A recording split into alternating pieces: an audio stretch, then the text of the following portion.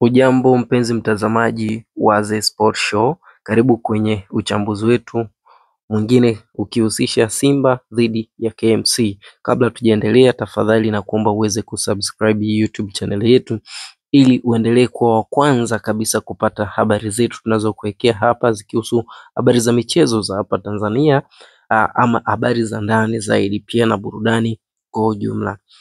Ndio, klabu ya Simba imehitimisha viporo vyake kwa kuilamba KMC ya Kinondoni mabao 2-1, mabao ambayo yametengenezwa na Budo ama Joshua Mutale. Simba ilikuwa ikimenyana na KMC katika kinyang'anyiro chao cha mwisho, huku ikitaka kujiandaa na fainali ya shirikisho dhidi ya AFC Berkane. Katika mchezo huu ambao umetamatika kwa Simba kushinda goli 2-1, ilitazamiwa kwa namna moja ama nyingine kwamba pengine Simba huu unaweza ukawa ni mfupa wake mgumu, ukizingatiwa kwamba ameweza kucheza mechi kila baada ya siku mbili, lakini hiyo ilidhihirishwa mara baada ya Simba kutangulizwa goli 1 na KMC. Goli ya dakika za mapema kabisa zilinyamazisha kabisa shangwe za Simba, huku Simba wakirejeshwa uwanjani na Mukwala aliyeweza kusawazisha goli kwenye dakika ya 11. Katika goli hilo aliyeonekana kutengeneza nafasi zilikuwa gongana za hapa na pale, nipe nikupe, ambayo ilitengenezwa na Joshua Mutale ama Budo. Wengi wanasema Budo karudi. Na je, karudi baada ya kusikia kwamba na pengine huenda kaachwa? Hilo mimi na wewe hatujui, lakini kwa kile ambacho Joshua Mutale anakuwa akionyesha katika uwanjani ni dhahiri shahiri kwamba kiwango chake kimerejea. Kile kilichofanya wekundu wa Msimbazi waweze kumsajili ndo sasa hivi anakionyesha. Je, ataendelea hivyo hivyo hadi kunako kwenye mechi ya fainali au msimu ujao? Hiyo inabaki kuwa ni swali gumu ambalo mimi na wewe mtazamaji hatufahamu, lakini kwa kile anachokionyesha ni dhahiri shahiri kwamba amerudi. Kwa hiyo pengine tutarajie makubwa zaidi kwake kwa msimu ujao, kwa maana moto anaowasha Joshua Mutale ni moto kweli kweli. Lakini pia kuna urejeo wa Mukwala, huku akiendeleza kufunga hapa na pale, ambapo mpaka dakika hii anafikisha magoli 11 akifungana na Jonathan Soa wa Singida Black Stars. Budo anaonekana kutengeneza nafasi nyingi sana za mchezo, lakini imekuwa ni bahati Simba hawajatengeneza magoli kupitia miguu ya Budo, kwa maana kwamba magoli yote ya leo yalitokana na uchezaji wa Budo. Budo anaondoka akiwa man of the match, akihusika kwenye mabao yote mawili ambayo yaliweza kutengenezwa na yeye. Ametengeneza kipindi cha kwanza nafasi iliyotengeneza goli akifunga Mukwala, lakini pili aliweza kutengeneza nafasi hiyo hiyo katika kipindi cha pili akimwekea Mukwala, na hivyo Mukwala kwa kupiga goli na kuhakikisha kwamba Simba amepata goli la pili na kuondoka uwanjani Simba akiongoza kwa goli 2-1.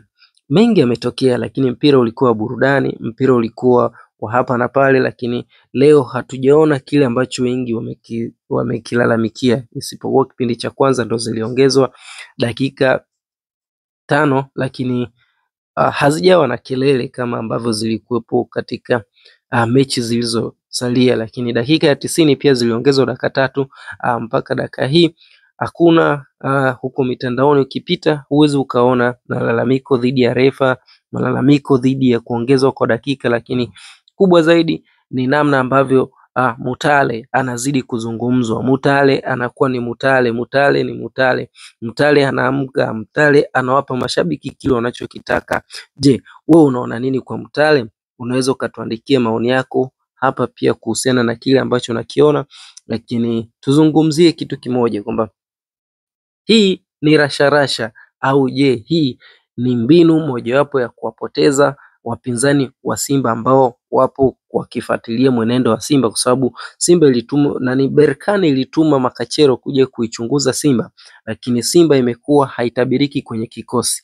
Kwa mfano, katika siku za karibuni amekuwa akianza Mutale, mchezaji ambaye huwa haanzi kwenye mechi za kimataifa, huwa haanzi mara nyingi, na mara chache sana anatokea sana sub, lakini leo hii ameanza akimweka pembeni Mpanzu.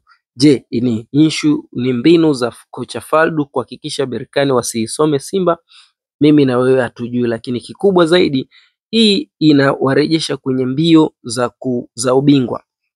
Kumbuka kwamba walikuwa na viporo vya mechi 4 na hivyo wameweza kushinda mechi zao zote, lakini na kuwakaribia wapinzani wao Yanga, kwa Yanga kuacha kwa alama moja. Kwa hiyo je, dabi ndio itakayoleta hatma ya nani anakuwa bingwa, au dabi haitochezwa? Kwa maana kwa mpaka dakika hii, kama matarajio yalikuwa ni kwamba Simba aweze kupoteza lakini kwenye viporo, lakini ameweza kula kiporo chake chote na kukimaliza pasipo kutoa sare. Mechi zote ameshinda kwa magoli zaidi ya moja. Hakuna, yani tuseme tu kwamba kila game ameweza kupata pointi 3 za muhimu. Hicho ndo kitu kikubwa kilichokuwa kinatarajiwa kwa Simba ili kusudi kujisogeza karibu na mbio za ubingwa. Je, ushindi wa leo ni chachu ya ushindi kwa mechi ijayo dhidi ya Berkane ambayo anaenda kucheza tarehe 17? Mimi na wewe tukae tutizame, lakini nitakuwa nikikuletea uchambuzi wa yakinifu kuhusiana na mechi hizi ambazo zinaenda kuchezwa kwenye hizi fainali zinazokuja, ambao itakuwa ni home and away, na bahati nzuri kwamba Simba anaanzia away kisha anakuja kumalizia home.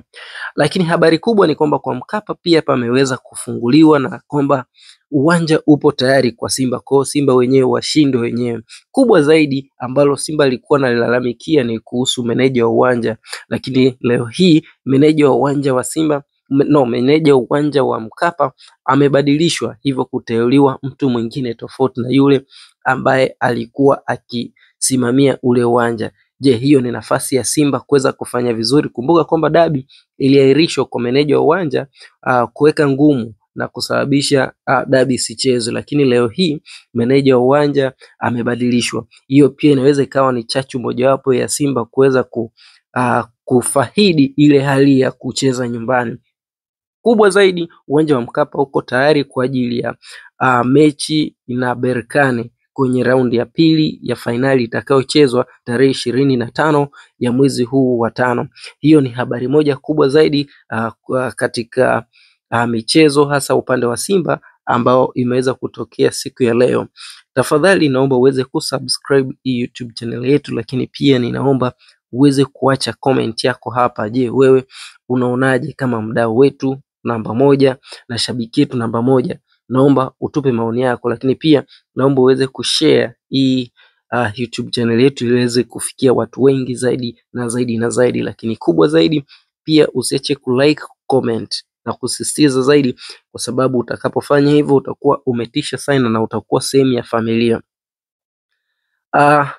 Kingine tutarajie uchambuzi mwingine utakao kuja siku zijazo kuhusiana na sakata zima la usajili. Hapa kuna swala la Faisali, hapa kuna swala la Pacome, lakini pia kuna swala la Mpanzu.